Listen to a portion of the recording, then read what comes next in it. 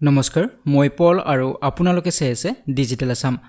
আজিৰ ভিডিঅ'টিত আমি আলোচনা কৰিম CTET EVS pedagogy important question answer part 13 part 13 ৰ ভিডিঅ'টি আৰম্ভ কৰাৰ আগতে পাৰ্ট 12 ৰ হেকত আপোনালোকলৈ এটা প্ৰশ্ন সোধা হৈছিল সেই প্ৰশ্নটোৰ উত্তৰ আমি আগতে জানি লৈছো প্ৰশ্নটো আছিল In EVS, concepts and issues have not been compartmentalized into science and social science. Why?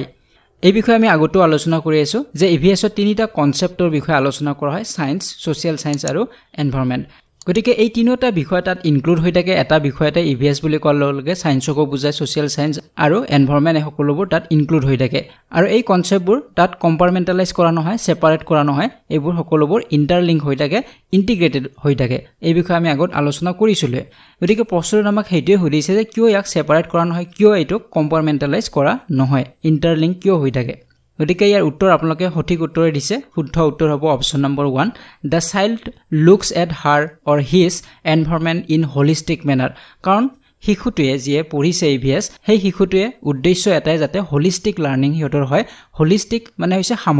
সামগ্ৰিক শিক্ষা হিয়তে পাব লাগিব পৰিবেশ বুলি কোৱাৰ লগে লগে অকল এনভায়ৰনমেন্টৰ কথা নহয় সোশ্যাল সায়েন্সৰ কথা জানিব লাগিব শিশুটোৱে আৰু তাৰ লগতে সায়েন্সৰ কথা শিশুটোৱে জানিব লাগিব গতিকে এটা বিষয় পঢ়ি যাতে হিয়তৰ হোলিস্টিক লাৰ্নিং হয় সামগ্ৰিক যাতে হিয়তৰ শিক্ষণ হয় সেই উদ্দেশ্য আগত ৰাখি এই তিনিটা কনসেপ্ট এটা সাবজেক্টৰ ভিতৰতে ইনক্লুড কৰা হয় আৰু ইয়াক কম্পাৰ্টমেন্টালাইজ কৰা নহয় পৰিবেশৰ কথা পঢ়োতে হিয়তে সায়েন্সৰ কথাও জানিব আৰু সোশ্যাল সায়েন্সৰ কথাও জানিব ইয়াক কম্পাৰ্টমেন্টালাইজ কৰা নহয় যে পেজ নম্বৰ 1 ৰ পৰা 20 লৈকে সায়েন্স আছে বা 21 ৰ পৰা 30 লৈকে সোশ্যাল সায়েন্স আছে এনে ধৰণৰ কম্পাৰ্টমেন্টালাইজ কৰা নহয় সকলোবোৰ ইয়াতে কি হৈ থাকে ইন্টাৰলিংক হৈ থাকে ইন্টিগ্ৰেটেড হৈ থাকে এটা বিষয় পঢ়োতে আন এটা বিষয়ৰ হিয়তৰ অভিজ্ঞতা হয় বা নলেজ হয় এতিয়া আছো আজিৰ ভিডিঅ'টিলৈ প্ৰথম প্ৰশ্নটো হৈছে which of the following is true with respect to EVS যে তলত উল্লেখ কৰা স্টেটমেন্ট কেইটাৰ ভিতৰত কোনটো EVS ৰ লগত জড়িত হয় কোনটো EVS ৰ ক্ষেত্ৰত সঁচা হয় সত্য হয় যেনে প্ৰথমটোত কৈছে for class 1 and 2 EVS is taught through language and mathematics দুই নম্বৰত কৈছে for class 2 and 3 and 4 issues and concerns of EVS are taught through language and mathematics তিনি নম্বৰত কৈছে for class 1 and 2 concerns and issues of EVS are taught through science and social science আৰু 4 নম্বৰত কৈছে EVS is a subject taught from class 1 to 5 এতিয়া আমি সকলোৱে জানো এই বিষয়ে আমি আলোচনাও কৰিছো এটা ভিডিঅত যে ক্লাস 1 আৰু 2 ত EVS ৰ টেক্সট বুক নাই EVS সাবজেক্টটো নাই আপোনালোকে যেতিয়া NCERT পঢ়িছে তেতিয়াও আপোনালোকে ক্লাস 1 আৰু 2 ৰ EVS ৰ আপোনালোকে টেক্সট বুক পঢ়িব পোৱা নাই ইয়াৰ কাৰণটো হৈছে NCERT ইয়াতে টেক্সট বুক ৰিকগনাইজ কৰা নাই তেওঁলোকে প্ৰেছক্ৰাইব কৰা নাই কোনো টেক্সট বুক কিন্তু আমি আৰু এটা কথা মনত ৰাখিব লাগিব যে ক্লাস 1 আৰু 2 ৰ ছাত্ৰ-ছাত্ৰীসকলে EVS ৰ নলেজ হিয়তে পায় EVS ৰ জ্ঞান হিয়তে লাভ কৰে কিন্তু বেলেগ দুটা সাবজেক্টৰ জৰিয়তে হিয়তে EVS ৰ জ্ঞান লাভ কৰে সেই সাবজেক্ট দুটা হৈছে ল্যাঙ্গুৱেজ আৰু ম্যাথমেটিক্স গতিকে ম্যাথমেটিক্স আৰু ল্যাঙ্গুৱেজ এই দুটা সাবজেক্টতে কিছু পৰিমাণে হিয়তে EVS ৰ কনসেপ্ট হিয়তে পায় আৰু EVS ৰ বিষয় বা পৰিবেশৰ বিষয়তে অধ্যয়ন কৰিব পাৰে গতিকে ইয়াৰ শুদ্ধ উত্তৰ হ'ব option number 1 for class 1 and 2 EVS is taught through language and mathematics গতিকে mathematics আৰু languageৰ জৰিয়তে EVS শিকোৱা হয় 1 আৰু 2 এতিয়া ইছু কোৱেশ্চন নম্বৰ 2 লৈকে children get lot of space to learn EVS through exploration this indicates that ইয়াতে কৈছে যে ছাত্ৰ-ছাত্ৰীসকলে EVS ৰ বিষয় শিকিবলৈ এটা সুযোগ পায় এক্সপ্লোৰেচনৰ জৰিয়তে উদ্ঘাটনৰ জৰিয়তে হিয়তে চাৰিওফালৰ বস্তুবোৰ হিয়তে উদ্ঘাটন কৰিব পাৰে আৰু সেই উদ্ঘাটনৰ জৰিয়তে বা এক্সপ্লোৰেচনৰ জৰিয়তে EVS ৰ বিষয় যথেষ্ট পৰিমাণে হিয়তে শিকিব পাৰে এই কথাখিনি কি বুজাইছে তলত চাৰিটা অপচন দিয়া আছে EVS is a learn through information যে ইনফৰমেশনৰ জৰিয়তে EVS ৰ বিষয় শিকা হয় এটো অশুদ্ধ আমি ইনফৰমেশনৰ জৰিয়তে যে EVS শিকিব লাগিব হেতেনেকুৱা কথা নাই পৰিবেশটোৰ অধ্যয়ন যেতিয়া কৰিব পৰিবেশৰ সকলোবোৰ বস্তু যেতিয়া ছাত্ৰ-ছাত্ৰীসকলে অবজাৰ্ভ কৰিব তেতিয়া হিয়তে বিভিন্ন কথা শিকিব পাৰে পৰিবেশৰ বিষয় গতিকে প্ৰথম অপচনটো ভুল দুই নম্বৰত কি কৈছে EVS is child centered এটো একেবাৰে শুদ্ধ কাৰণ আমি আগতো আলোচনা কৰিছো যে বৰ্তমানৰ যেটো শিক্ষা ব্যৱস্থা এটো হৈছে চাইল্ড সেন্টাৰ্ড হয় শিশু কেন্দ্ৰিক হয় শিশুসকলক কেন্দ্ৰ কৰি শিক্ষা দিয়া হয় আগৰ শিক্ষা ব্যৱস্থাটো কি আছিল টিচাৰ সেন্টাৰ্ড আছিল শিক্ষক কেন্দ্ৰিক আছিল শিক্ষকসকলে সকলো কৰে ছাত্ৰ-ছাত্ৰীসকলে পেছিভ হৈ থাকে কিন্তু আজিকালি কি হয় ছাত্ৰ-ছাত্ৰীসকল এক্টিভ হৈ থাকে হিয়তে সকলো কৰে আৰু শিক্ষক গৰাকীয়ে বিভিন্ন ক্ষেত্ৰত হিয়তক সহায় কৰে হিয়তৰ কৰবাত খকজা লাগিলে হিয়তক সহায় কৰে গতিকে এগৰাকী গাইড হিচাপেহে থাকে গতিকে ইয়াৰ শুদ্ধ উত্তৰ হৈছে অপচন নম্বৰ 2 ইয়াৰ কাৰণটো হৈছে ছাত্ৰ ছাত্ৰীসকল এক্সপ্লৰেশ্যনৰ জৰিয়তে শিকিব হিহঁতৰ চাৰিওফালৰ বস্তুবোৰ হিহঁতে নিজে অবজাৰ্ভ কৰিব তাৰ পৰা হিহঁতে কিছু কথা উদ্ঘাটন কৰিব আৰু তাৰ জৰিয়তে শিকিব গতিকে ছাত্ৰ ছাত্ৰীসকলে নিজে নিজে শিকিলে ছাত্ৰ ছাত্ৰীসকলে ইয়াতে এক্টিভলি হিহঁতে পাৰ্টিসিপেট কৰিছে গতিকে শিক্ষা ব্যৱস্থাটো কি হ'ব EVS টো চাইল্ড সেন্টাৰ্ড হয় 3 নম্বৰত কৈছিল EVS ইজ টিচাৰ সেন্টাৰ এটো ভুলে অলপ আগতে ক'লোৱে মই আৰু 4 নম্বৰটো ভুল হয় কাৰণ ইয়াতে কৈছে EVS is learn through rote যে মুখস্থৰ জৰিয়তে EVS শিকে এটো আমি আগতেই পাইছো EVS মুখস্থৰ জৰিয়তে শিকা নহয় ইয়াত গুৰুত্ব দিয়া হয় প্ৰেক্টিকেল লাৰ্নিংৰ ওপৰত এক্টিভ লাৰ্নিংৰ ওপৰত এক্সপেৰিমেন্টৰ ওপৰত অবজাৰভেচনৰ ওপৰত এইবিলাকৰ ওপৰতহে গুৰুত্ব দিয়া হয় লাৰ্নিং বাই ডুইংৰ ওপৰত গুৰুত্ব দিয়া হয় মুখস্থ কৰি শিকাৰ ওপৰত গুৰুত্ব দিয়া নহয় এতিয়া ইছু কোৱেশ্চন নম্বৰ 3 লৈকে which of the following is a desirable practice for an EVS teacher ইয়াতে কৈছে যে তলত কেইটামান ষ্টেটমেন্ট দিয়া আছে ইয়াৰে কোনটো ষ্টেটমেন্ট EVS ৰ শিক্ষক এজনে মানি চলাটো প্ৰয়োজন হয় প্ৰথমটোত কৈছে encouraging children to provide important information related to the concept of EVS ইয়াতে কৈছে যে EVS ৰ কনসেপ্টৰ লগত জড়িত যিবিলাক ইনফৰমেশন আছে যিবিলাক তথ্য আছে সেই তথ্যবিলাক জনাৰ প্ৰতি হিহঁতক এনকাৰেজ কৰিব লাগে ছাত্ৰ-ছাত্ৰীসকলক সো এই অপশনটো ভুল হ'ব এই কাৰণে ভুল হ'ব অকল যে EVS ৰ লগত জড়িত কথাবোৰে হিহঁতক শিকাব লাগিব তেনেকুৱা নহয় টেক্সটবুকৰ ভিতৰতে সীমাবদ্ধ হৈ থাকিব নালাগিব টেক্সটবুকৰ বাহিৰেও হিহঁতক চৌপাশৰ নলেজবোৰ হিহঁতক দিবলৈ বা কনসেপ্টবোৰ দিবলৈ চেষ্টা কৰিব লাগে 2 নম্বৰত কৈছে linear arrangement of 6 themes of EVS আমি EVS ৰ 6টা থিমৰ কথা আমি লাষ্ট ভিডিওত আমি আলোচনা কৰিছিলো গতিকে সেই 6টা থিমৰ ওপৰত বেছ কৰি EVS টেক্সটবুকৰ প্ৰেসক্ৰাইব কৰা হৈছে বা বনোৱা হৈছে গতিকে সেই থিমবোৰ এটা লিনিয়াৰ এৰেঞ্জমেন্টত থাকিব লাগিব তেনেকুৱা কোনো কথা নাই জাস্ট সেই থিম কেইটাৰ বিষয়ে ছাত্ৰ-ছাত্ৰীসকলক নলেজ দিব লাগিব বুজাব লাগিব কনসেপ্ট দিব লাগিব তাৰ লিনিয়াৰ এৰেঞ্জমেন্ট হোৱাৰ কোনো প্ৰয়োজন নাথাকে গতিকে এইটোও ভুল হয় 3 নম্বৰত কৈছে ৰিলেইং অনলি ইন টেক্সটবুকস যে টেক্সটবুকৰ ওপৰতে নিৰ্ভৰশীল হ'ব লাগে এইটো অশুদ্ধ হয় অকল টেক্সটবুকৰ ওপৰত নিৰ্ভৰশীল হ'ব নালাগে টেক্সটবুকৰ ওপৰত বেলেগ বেলেগ সোৰ্সৰ পৰা হিহঁতক নলেজ দিবলৈ চেষ্টা কৰিব লাগে যেনে ধৰক নিউজ পেপাৰৰ আৰ্টিকল হ'ব পাৰে পৰিৱেশৰ ওপৰত বা পলিউশনৰ ওপৰত থকা পোষ্টাৰ এখন হ'ব পাৰে এইবিলাকৰ ওপৰত ভিত্তি কৰি ছাত্ৰ-ছাত্ৰীসকলক নলেজ দিব পৰা যায় গতিকে এইবিলাকক সোৰ্স বা উৎস হিচাপে ল'ব পৰা যায় অকল টেক্সটবুকৰ ওপৰতে নিৰ্ভৰশীল হ'ব নালাগে আৰু 4 নম্বৰত কৈছে এড্ৰেছিং মাল্টিকালচাৰেল ডাইমেনশনস অফ ডাইভাৰ্স ক্লাছৰুমস গতিকে শুদ্ধ উত্তৰ হ'ব অপচন নম্বৰ 4 টোৱে যেতে কৈছে যে যিবিলাক ডাইভাৰ্স ক্লাছৰুম যিবিলাক ক্লাছৰুমত সকলো ধৰণৰ ছাত্ৰ-ছাত্ৰী থাকে মেৰিট থকা ছাত্ৰ-ছাত্ৰীও আছে বা কম মেৰিট থকা ছাত্ৰ-ছাত্ৰীও আছে বেলেগ বেলেগ কালচাৰেল ব্যাকগ্ৰাউণ্ডৰ ছাত্ৰ-ছাত্ৰী আছে তেওঁলোকে বেলেগ বেলেগ কালচাৰেল ব্যাকগ্ৰাউণ্ডৰ পৰা আহিছে গতিকে তেনেকুৱা ধৰণৰ ছাত্ৰ-ছাত্ৰী আছে গতিকে তেনে ধৰণৰ ক্লাছৰুমটো কোৱা হয় ডাইভাৰ্স ক্লাছৰুম গতিকে ডাইভাৰ্স ক্লাছৰুম এটাত সদায় চাব লাগিব যে মাল্টি কালচাৰেল ডাইমেনশনছবোৰ চাব লাগিব যে তাত বিভিন্ন কালচাৰৰ মানুহ আছে বিভিন্ন কালচাৰৰ ল'ৰা-ছোৱালী আছে গতিকে সকলোৰে যাতে অভাৱ পূৰণ কৰিব পাৰে সেই বিষয়ে লক্ষ্য ৰাখিব লাগিব এতিয়া আছে কোৱেশ্চন নম্বৰ 4 লৈকে which of the following is a sub theme under the theme suggested in the EVS syllabus so এই বিষয়ে আমি লাষ্ট ভিডিওতে আমি আলোচনা কৰিছিলো যে EVS ৰ সিলেবাসত 6টা মেইন থিম ইয়াতে আলোচনা কৰা হয় সেই মেইন থিম কেইটা হৈছে ইয়াতে ফুড আছে things we make and do family and friends তাৰ ওপৰত ওয়াটাৰ আছে শেল্টাৰ আছে আৰু ট্ৰেভেল এইকেইটা হৈছে মেইন থিম কিন্তু এই মেইন থিমৰ যেটো ফ্যামিলি এন্ড ফ্ৰেণ্ডছ ইয়াৰে ভিতৰত আকৌ 4টা সাব থিম আছে তাৰে ভিতৰত এনিমেলস আছে প্লেন্টস আছে ৰিলেশনশিপস আছে আৰু ওয়াৰ্ক এন্ড প্লে আছে গতিকে এই প্ৰশ্নত আমাক সুধিছে যে তলৰ কোনটো সাব থিম হয় গতিকে ফুডটো হৈছে main theme things we make and do এইটো মেইন থিম আৰু ফ্যামিলি এন্ড ফ্ৰেণ্ডছ এইটো মেইন থিম কিন্তু ফ্যামিলি এন্ড ফ্ৰেণ্ডছৰ সাব থিম হৈছে এনিমেলস গতিকে ইয়াৰে শুদ্ধ উত্তৰ হ'ব অপচন নম্বৰ 2 কিন্তু এনিমেলছৰ ওপৰত আৰু 3টা সাব থিম আছে এটো হৈছে প্লেন্ট আছে ৰিলেশনশিপস আছে আৰু ওয়াৰ্ক এন্ড প্লে আছে গতিকে আগৰ ভিডিওটিত এখন আপোনাক চাৰ্ট মই দিছিলো গতিকে সেই চাৰ্টখন আপোনালোকে মনত ৰাখিব তেতিয়া যি কোনো কোৱেশ্চন আহিলে আপোনালোকে এনসাৰ কৰিব পাৰিব এতিয়া আছে কোৱেশ্চন নম্বৰ 5 লৈকে objectives of EVS teacher who encourages his or her children to observe animals and make pictures on their own is are to so এই প্ৰশ্নত কৈছে যে EVS ৰ শিক্ষক এগৰাকীয়ে যদি ছাত্ৰ-ছাত্ৰীসকলক এনিমেলছৰ ওপৰত অবজাৰ্ভ কৰিব দিয়া হয় হিহঁতে কি কি এনিমেল দেখা পালে হেবোৰ অবজাৰ্ভ কৰিবলৈ দিয়া হৈছে আৰু তাৰ পিকচাৰো আঁকিবলৈ দিয়া হৈছে গতিকে ইয়াৰ উদ্দেশ্যটো কি শিক্ষক গৰাকীয়ে এইবোৰ কাম বা এই এক্টিভিটিটো কিয় দিছে ছাত্ৰ-ছাত্ৰীসকলক প্ৰথম অপচনটো হৈছে ডেভেলপ ক্ৰিয়েটিভিটি অফ চিলড্ৰেন যে ছাত্ৰ-ছাত্ৰীসকলৰ মাজত সৃজনশীলতা বৃদ্ধি কৰাৰ বাবে দিয়া হৈছে বি নম্বৰত কৈছে develop observation and design skills of children যে ছাত্ৰ ছাত্ৰীসকলৰ অবজাৰভেশ্যন স্কিল যাতে ডেভেলপ হয় বা সিহঁতে ডিজাইন বনাব পৰা যিটো স্কিল সেইটো যাতে সিহঁতৰ ডেভেলপ হয় সেইটোৰ বাবে দিয়া হৈছে আৰু সি নম্বৰত কৈছে develop aesthetic sense of children যাতে ছাত্ৰ ছাত্ৰীসকলে সৌন্দৰ্যৰ প্ৰতি সংবেদনশীল হয় তাৰ বাবে সিহঁতক এই এক্টিভিটিবিলাক দিয়া হয় সো ইয়াৰ শুদ্ধ উত্তৰ হ'ব option number 3 A B and C ওপৰৰ এ বি চি তিনিওটাই শুদ্ধ হয় প্ৰথমটোত কৈছিলে যে ক্ৰিয়েটিভিটি ডেভেলপ হয় ডেফিনেটলি ছাত্ৰ ছাত্ৰীসকলৰ ক্ৰিয়েটিভিটি ডেভেলপ হ'ব সিহঁতে দেখা এনিমেলছবোৰৰ ছবি আঁকিব পাৰিছে গতিকে সিহঁতৰ ডেফিনেটলি সৃজনশীলতা তাত ডেভেলপ হ'ব 2 নম্বৰত কৈছে অবজাৰভেশ্যন স্কিল সিহঁতৰ ডেভেলপ হ'ব এইটোও শুদ্ধ কাৰণ সিহঁতে এনিমেল এটা দেখিলে ভালদৰে অবজাৰ্ভ কৰিলেহে সেই এনিমেলটো সিহঁতে আঁকিব পাৰিব বা ড্ৰ কৰিব পাৰিব যদি সিহঁতৰ অবজাৰভেশ্যন ভাল নহয় তেনেহ'লে ভালদৰে আঁকিব নোৱাৰিব গতিকে অবজাৰভেশ্যন স্কিলো সিহঁতৰ ডেভেলপ হয় এইটোও কাৰেক্ট হয় আৰু সি নম্বৰত যেটো কৈছে যে এস্থেটিক সেন্স অফ চিলড্ৰেন ছাত্ৰ ছাত্ৰীসকল সৌন্দৰ্যৰ প্ৰতি সংবেদনশীল হয় কেনেদৰে ছবিটো আঁকিলে সৌন্দৰ্য হ'ব ভাল দেখা হ'ব সেইবিলাকো সিহঁতৰ ডেভেলপ হ'ব গতিকে ওপৰৰ তিনিটাই শুদ্ধ হয় এতিয়া ইছু কুৱেশ্যন নম্বৰ 6 লৈকে children can be effectively engaged in EVS learning through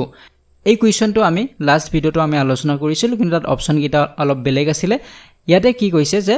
ইভিএছৰ লগত যদি জড়িত কৰিব লাগে ছাত্ৰ ছাত্ৰীসকলক পৰিৱেশ অধ্যয়নৰ লগত তেনেহ'লে কেনেদৰে কৰিব পৰা যাব বা কাৰ জৰিয়তে কৰিব পৰা যায় প্ৰথম অপশ্যনটো হৈছে নেৰেটিভছ 2 নম্বৰ হৈছে ষ্টৰিজ সি নম্বৰত কৈছে effective explanation of the concept by the teacher D নম্বৰত কৈছে effective demonstration and explanation of concepts by the teacher আমি আগৰ যেটো কুৱেশ্যন আমি আলোচনা কৰিছিলোঁ লাষ্ট যেটো ভিডিঅ' আছিলে পাৰ্ট 12 সেই ভিডিঅ'ত আমি অপশ্যনত পাইছিলোঁ নেৰেটিভছ বুলি গতিকে উত্তৰ আছিল নেৰেটিভছ গতিকে নেৰেটিভছ মানে কি তাত ষ্টৰি হ'ব পাৰে সাধু কথা হ'ব পাৰে গল্প হ'ব পাৰে এইবোৰ আছিল নেৰেটিভছ গতিকে ইয়াতে দুটা অপশ্যন আছে এটা হৈছে নেৰেটিভছ আৰু এটা হৈছে ষ্টৰি গতিকে নেৰেটিভছৰ জৰিয়তেও আৰু ষ্টৰিৰ জৰিয়তেও আমি ছাত্ৰ ছাত্ৰীসকলক ইফেক্টিভলি আমি সিহঁতক এংগেজ কৰিব পাৰোঁ ইভিএছৰ লগত কাৰণ আমি সকলোৱে জানো যে সৰু যিবিলাক বাচ্চা আছে বা প্ৰাইমাৰী লেভেলৰ যিবোৰ ছাত্ৰ ছাত্ৰী সিহঁতে ষ্টৰিৰ প্ৰতি সিহঁতে বেছি আকৰ্ষিত হয় গতিকে নেৰেটিভছ যদি হয় বা ষ্টৰি হয় তেনেহ'লে সিহঁত সেই বিষয়টো শিকাৰ বাবে বেছি আগ্ৰহী হয় গতিকে ইয়াৰ উত্তৰ হ'ব option number 1 A and B only C আৰু ডি অশুদ্ধ কাৰণ সিত কি কৈছে যে শিক্ষকগৰাকীয়ে যদি কনচেপ্টবোৰ এক্সপ্লেইন কৰে তেনেহ'লে ইফেক্টিভ হ'ব এইটো ইমান বেছি ইফেক্টিভ নহ'ব কাৰণ ইয়াৰ জৰিয়তে ছাত্ৰ ছাত্ৰীসকল বেছি ছাবজেক্টটোৰ লগত এংগেজ নহ'ব সিহঁতে শিকাৰ ক্ষেত্ৰত আনন্দ লাভ নকৰিব আৰু ডি নম্বৰটোত কৈছে যে ডেমনষ্ট্ৰেশ্যন যদি দিয়া হয় আৰু কনচেপ্টবোৰ এক্সপ্লেইন কৰি দিয়া হয় ডেমনষ্ট্ৰেশ্যনটোও ভাল হয় কিন্তু ষ্টৰিটো আৰু বেছি ভাল হয় লোৱাৰ লেভেলৰ ছাত্ৰ ছাত্ৰীসকলৰ বাবে বা নেৰেটিভছটো আৰু বেছি ভাল হয় গতিকে উত্তৰ হ'ব অপশ্যন নম্বৰ 1 এতিয়া ইছু কুৱেশ্যন নম্বৰ 7 লৈকে which of the following is R most effective resource for EVS learning ইয়াতে কৈছে যে ইভিএছ শিকাৰ বাবে তলৰ কোনটো সকলোতকৈ বেছি ইফেক্টিভ ৰিসোৰ্স হ'ব বা উৎস হ'ব আমি বিভিন্ন উৎসৰ পৰা বিভিন্ন ৰিসোৰ্সৰ পৰা আমি ইভিএছৰ লাৰ্ন কৰিব পাৰোঁ ইভিএছ আমি শিকিব পাৰোঁ গতিকে তলৰ কোনকেইটা সকলোতকৈ বেছি ইফেক্টিভ ৰিসোৰ্স হ'ব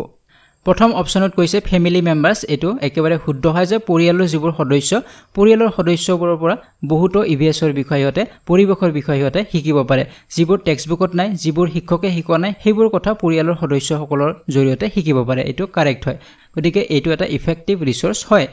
বি নম্বৰত কি কৈছে মেম্বাৰ্স অফ দ্য কমিউনিটি এটো কাৰেক্ট হয় কাৰণ কমিউনিটি বা সম্প্ৰদায় বা সেই সমাজখনৰ বা ধৰি ললো সমাজ বুলি হিহঁতৰ গাঁওখনকে গতিকে গাঁওখনৰ মানুহবোৰৰ জৰিয়তে হিহঁতে পৰিৱেশৰ বিষয়ে বিভিন্ন কথা শিকিব পাৰে গতিকে এইটো এটা ৰিসোৰ্স হয় উপযুক্ত গতিকে এইটো কাৰেক্ট আৰু সি নম্বৰত কৈছে নিউজ পেপাৰছ এইটো আমি আগতেই পাইছো যে নিউজ পেপাৰৰ পৰা ছাত্ৰ ছাত্ৰীসকলে বিভিন্ন পৰিৱেশৰ ওপৰত নলেজ হিহঁতে অৰ্জন কৰিব পাৰে নিউজ পেপাৰত বিভিন্ন ধৰণৰ আৰ্টিকল ওলায় পলিউশ্যনৰ ওপৰত আৰ্টিকল ওলায় গতিকে এই আৰ্টিকলবোৰ হিহঁতে নিজেও পঢ়িব পাৰে বা শিক্ষকগৰাকীও হিহঁতক সেই নিউজ পেপাৰবোৰৰ জৰিয়তে যদি পঢ়ুৱায় বা নিউজ পেপাৰৰ কথাবোৰ যদি হিহঁতক পঢ়ুৱাই শুনায় বা বুজায় তেনেহ'লে ছাত্ৰ ছাত্ৰীসকল বেছি উপকৃত হ'ব গতিকে নিউজ পেপাৰকো আমি এটা ৰিসোৰ্স বুলি ধৰিব পাৰোঁ কিন্তু অপশ্যন নম্বৰ ডি টো অশুদ্ধ হয় ক্লাছৰুম নহয় ক্লাছৰুম এই কাৰণে নহয় কাৰণ ক্লাছৰুমৰ পৰা হিহঁতৰ পৰিৱেশৰ কথা শিকিবলগীয়া বহুত বেছি নাথাকে কাৰণ ক্লাছৰুমটো ডেস্ক বেঞ্চ বা ব্লেকবোৰ্ড এইবিলাক বস্তু থাকে গতিকে এইবিলাকৰ পৰা হিহঁতে পৰিৱেশৰ বিষয়ে বহুত বেছি হিহঁতে জ্ঞান লাভ কৰিব নোৱাৰে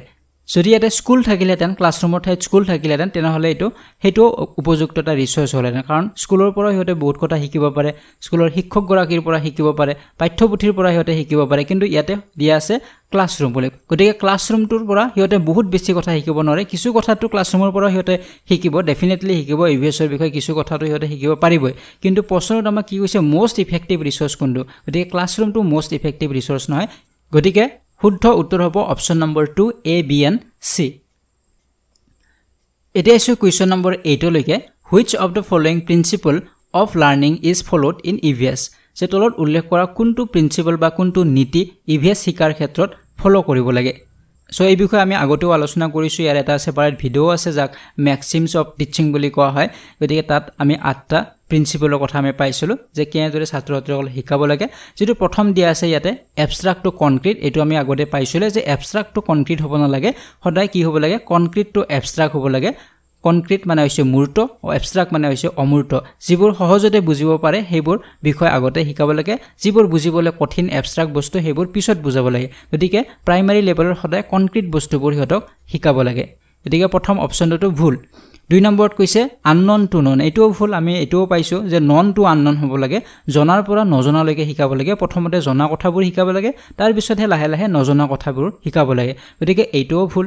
3 নম্বৰত কি কৈছে নন টু আননন এটো কাৰেক্ট হয় কাৰণ জনাটো আগতে শিকাব লাগে নজনাটো পিছত শিকাব লাগে আৰু 4 নম্বৰ যেটো কৈছে গ্লোবাল টু লোকেল এটো ভুল কাৰণ লোকেল টু গ্লোবাল হ'ব লাগে লোকেল কথাবোৰ হিয়তে দেখি থকা আখেপাখে থকা কথাবোৰ আগত শিকাব লাগিব তাৰ পিছতহে আমি বাহিৰলৈকে যাব লাগিব তাৰ পিছতহে আমি নেদেখা নুহুনা কথাবোৰ হিয়তক বুজাবলৈ চেষ্টা কৰিব লাগিব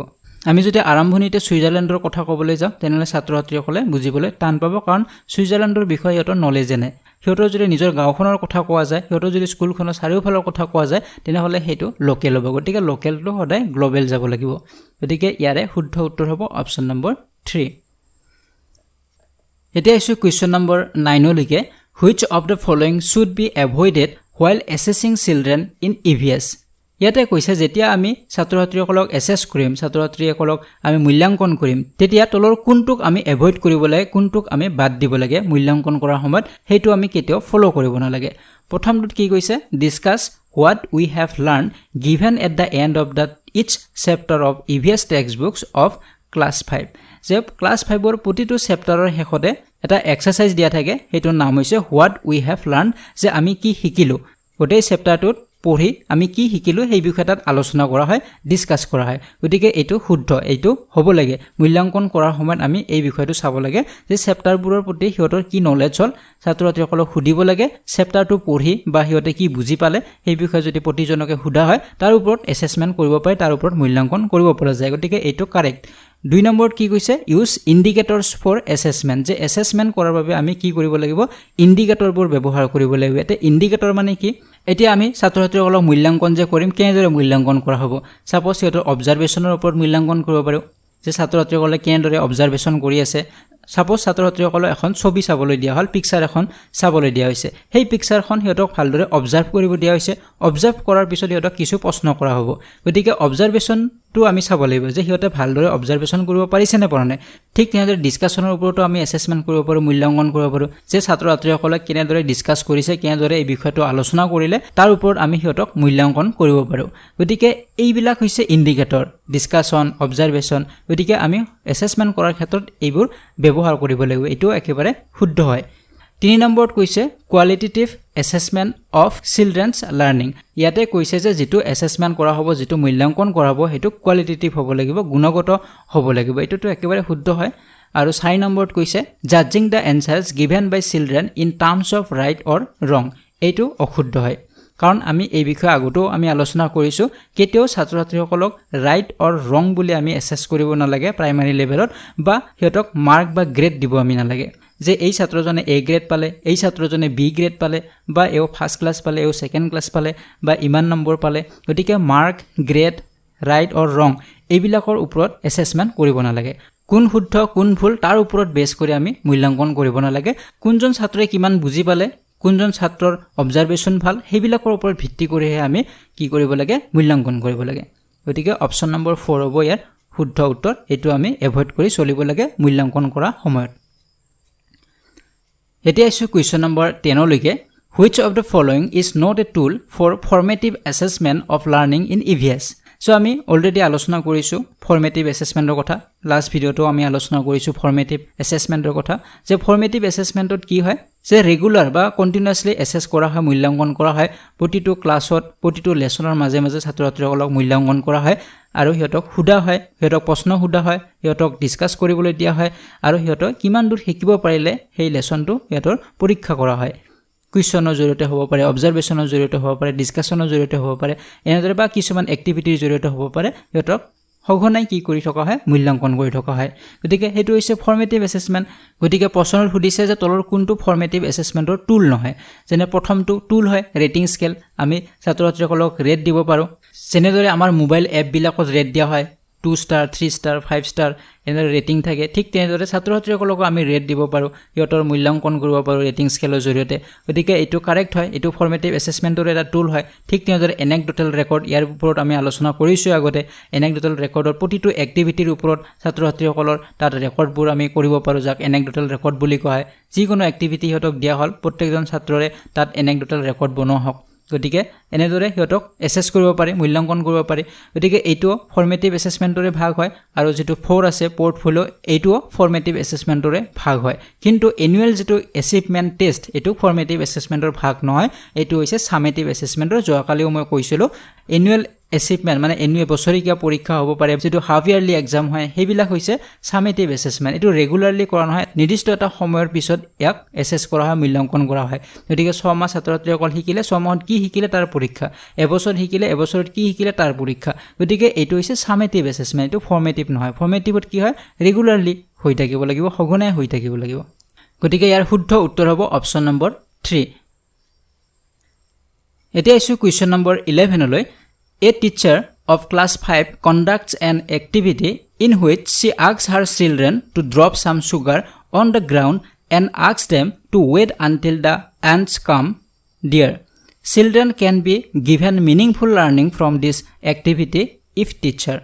ইয়াতে কৈছে যে এগৰাকী শিক্ষয়িত্ৰী ক্লাস 5 ৰ ছাত্ৰ-ছাত্ৰীসকলৰ বাবে এটা এক্টিভিটি কৰা হৈছে আৰু সেই এক্টিভিটিটোত কি কৰিছে যে মাটিত অলপমান সুগাৰ পেলাই দিছে আৰু গোটেই ছাত্ৰ-ছাত্ৰীসকলে ৰখি আছে যে সেই শ্ৰেণীৰ গন্ধ পাই পৰুৱাবোৰ আহিব এতিয়া প্ৰশ্নটোত কৈছে এই এক্টিভিটিটোৰ জৰিয়তে লৰা-ছোৱালীসকলৰ মিনিংফুল লাৰ্নিং হ'ব পাৰে অৰ্থপূৰ্ণ হিয়তৰ শিক্ষা হ'ব পাৰে যদি শিক্ষক গৰাকীয়ে ফলো কৰে তলৰ অপচন কেইটাৰ ভিতৰত কোনটো ফলো কৰিলে ছাত্ৰ-ছাত্ৰীসকলৰ এটা অৰ্থপূৰ্ণ শিক্ষণ হ'ব এতিয়া গোটেইকিটা অপচন পঢ়ি ইয়াৰ শুদ্ধ উত্তৰটো হ'ব অপচন নম্বৰ 2 কাৰণ ইয়াতে প্ৰথমতে কি কৈছে যে ছাত্ৰ-ছাত্ৰীসকলক প্ৰথমতে শিক্ষক গৰাকীয়ে ক'ব যে ভালদৰে অবজাৰ্ভ কৰা এটো কাৰেক্ট হয় কাৰণ যেটো এক্টিভিটি দিছে যে পূৰ্ববোৰ তাত আহিব পূৰ্ববোৰ কেনেদৰে আহিব লাইন হৈ আহিব নে কোনো ডিসিপ্লিন নোহোৱাকে আহিব কেনেদৰে খাদ্য বস্তুবোৰ লগত কঢ়িয়াই লৈ যাব এই গোটেইখিনি বস্তু হিয়তে কি কৰিব লাগিব প্ৰথমতে অবজাৰ্ভ কৰিব লাগিব ভালদৰে নিৰীক্ষণ কৰি চাব লাগিব তাৰ পিছত হিয়তৰ অভিজ্ঞতাবোৰ ইজনে আনজনৰ লগত শেয়াৰ কৰিব লাগিব আৰু তাৰ পিছত সেই বিষয়বিলাকৰ ওপৰত কি কৰিব লাগিব বা এক্টিভিটিৰ ওপৰত ডিসকাস কৰিব লাগিব গতিকে এইটো যদি কৰে তেনেহলে ইয়াৰ পৰা এই এক্টিভিটিৰ পৰা যেটো লাৰ্নিং হ'ব হেতু এটা মিনিংফুল লাৰ্নিং হ'ব গতিকে উত্তৰ হ'ব অপচন নম্বৰ 2 বাকি অপচন কিটাত এই গোটেইখিনি কথা দিয়া নাই কৰবাত দিয়া আছে যে এক্সপেৰিয়েন্সটো শেয়াৰ কৰিব লাগিব অকল হেতু দিয়া আছে কৰবাত হয়তো দিয়া আছে যে হিয়তে ঘৰত গৈ এনসাৰবোৰ কৰিব এক্টিভিটিটোৰ লগত আৰু কৰবাত কি লিখা আছে যে অকল হিয়তে অবজাৰ্ভ কৰিবলৈ শিক্ষক গৰাকীয়ে ক'ব গতিকে অবজাৰ্ভও কৰিব লাগিব শেয়াৰও কৰিব লাগিব এক্সপেৰিয়েন্সবোৰ আৰু ডিসকাসও কৰিব লাগিব তেতিয়াহে মিনিংফুল লাৰ্নিং হ'ব সো ইয়াৰ যদি আপোনালোকে পিডিএফ ফাইল বিচাৰে লিংক ডেসক্ৰিপচন বক্সত দিয়া আছে তাত গৈ আপোনালোকে পিডিএফ ফাইল ডাউনলোড কৰিব পাৰিব আৰু আজিৰ এই ভিডিওটিত আমি ইভিএছ পেডাগজিৰ প্ৰায়ভাগ কুৱেশ্যনে আজি আমাৰ কমপ্লিট হৈ গল 13টা ভিডিওৰ ভিতৰত আমি প্ৰিভিয়াস ইয়াৰৰ যিমানবোৰ কুৱেশ্যন আছিল প্ৰায়বোৰ আমি কুৱেশ্যনে ইয়াতে কভাৰ কৰিছো প্ৰায়বোৰ কুৱেশ্যন আমি ডিসকাস কৰা হৈ গৈছে সো নেক্সট ভিডিওত আমি আন কিছু বিষয় লৈ আমি আলোচনা কৰিম আপোনালোকৰ মৰম আৰু সাপোৰ্টৰ বাবে সকলোলৈ ধন্যবাদ থাকিল যদি ভিডিওটি ভাল লাগিছে লাইক আৰু শেয়াৰ কৰক যদি প্ৰথমবাৰ চেনেলটি ভিজিট কৰিছে তেনেহলে চেনেলটি সাবস্ক্ৰাইব কৰক আৰু কাষৰে থকা বেল আইকনটি প্ৰেছ কৰিবলৈ একেবাৰে নপৰিব পৰৱৰ্তী ভিডিওত পুনৰবাৰ লগ পোৱাৰ আশাৰে আজিলৈ বিদায় লৈছো ধন্যবাদ